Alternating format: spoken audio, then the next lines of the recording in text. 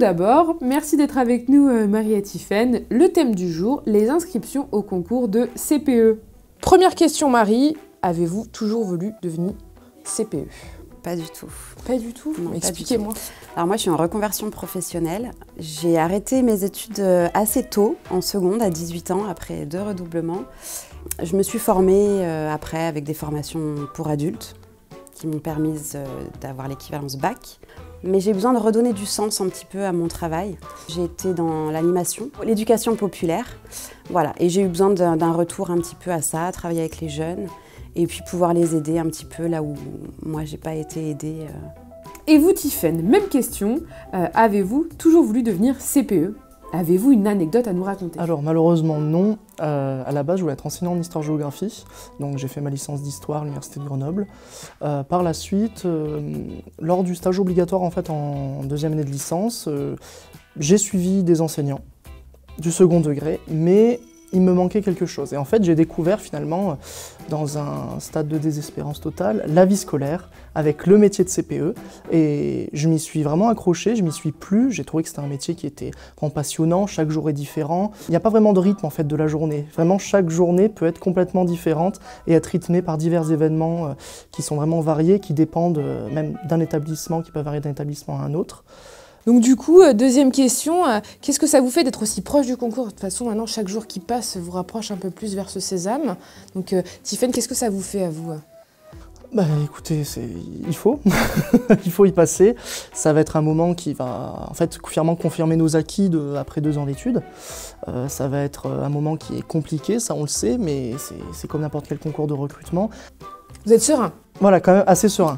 Quand même assez serein parce que voilà, on est assez bien préparé. On a des formatrices qui sont vraiment géniales et ça permet aussi de mettre en lien nos cours professionnels avec l'expérience de terrain car on est contractuel alternant. Donc en fait, on est en poste, en collège ou en lycée au niveau de l'académie et ça nous permet vraiment de concrétiser nos connaissances théoriques. Donc question un peu d'organisation. Marie, vous au niveau des inscriptions du concours, vous êtes plutôt team premier jour ou plutôt team dernière minute? Team entre deux? Non, de premier jour, jamais, rarement. J'aurais tendance à être, c'est vrai, team dernier jour, toujours à la dernière minute, un peu dans l'urgence. Là, je ne vais pas attendre le dernier jour, concrètement. J'ai pas eu le temps, ça a ouvert il y a quelques jours, en début de semaine.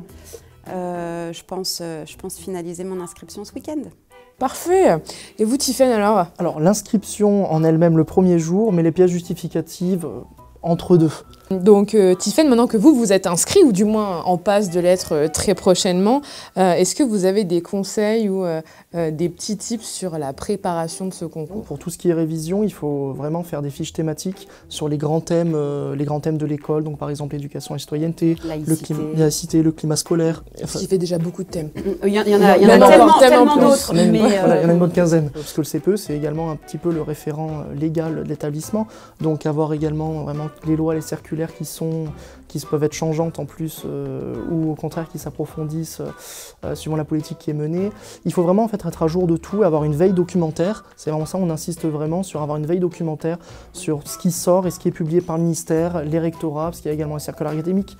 En fait, voilà, c'est à tout point, il faut s'informer au maximum pour être à jour. Ce qui n'est pas toujours évident compte tenu de l'aspect chronophage des révisions en elles-mêmes, d'être présent en cours, de notre poste en établissement aussi. Mais c'est vrai que ouais, c'est vraiment veiller à tout ce qui sort, tout ce qui bouge en ce moment en plus. Allez, une dernière question bonus. Vraiment, j'insiste. Qu'est-ce qu'on peut vous souhaiter du coup pour l'année prochaine? De réussir le concours déjà, et d'avoir un collège, un lycée? Peu importe. Je pense que c'est 2 métiers assez différents, que ce soit en collège ou en lycée. Déjà de par le public. Après, en collège, en lycée, je sais pas. En Nouvelle-Calédonie aussi. En Nouvelle-Calédonie, ouais, une affectation Nouvelle-Calédonie. Allô le ministère, s'il vous plaît. Je sais pas si je préfère collège ou lycée. On adapte vraiment les pratiques au niveau de l'âge de l'élève, forcément. Des élèves qui ont entre 11 et 15 ans, ça va être vraiment différent des élèves qui ont entre 15 et 18. Voir si on a des post-bac, ça peut être de 15 à 22, s'il y a des licences, de 15 à 22 ou 21. Donc c'est vrai qu'en fait, on adapte vraiment les pratiques, mais c'est vrai que la démocratie scolaire dans l'ensemble de ces organes, sont un peu plus présents et actifs au lycée, ce qui est normal parce que les élèves s'engagent eux-mêmes dans leur vie citoyenne. Et finalement, le collège, c'est une initiation. C'est beaucoup plus une initiation à cette vie citoyenne.